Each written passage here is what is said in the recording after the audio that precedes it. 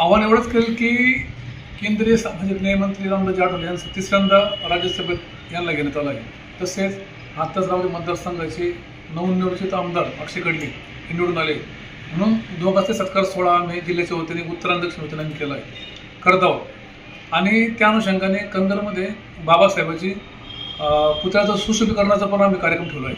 त्या ठिकाणी बाबासाहेब पहिला तेलचित्र होतं पण ते जुनं होतं. 1984 साली माजी खासदार रासोगोवी यांनी त्याचं उद्घाटन केलं होतं आणि म्हणून आता नव्याने केंद्रीय सामाजिक न्याय मंत्री आठवले साहेब त्या पुतळ्याचं सुशोभीकरणाचं काम करणार आहोत. आणि आम्ही उत्तरेच्या कार्यकर्त्यांना पण दक्षिणच्या कार्यकर्त्यांना सर्वांना आवाहन केले की आपण सर्वांनी सर्व पक्षाच्या कार्यकर्त्यांना आवाहन केलं आहे. ते केवळ पक्षाचा कार्यक्रम नसून सर्व जात धर्माचा सर्व मित्रपरिवाराला मी विनंती केली की या कार्यक्रमात तुम्ही सर्वांनी उपस्थित राहावं.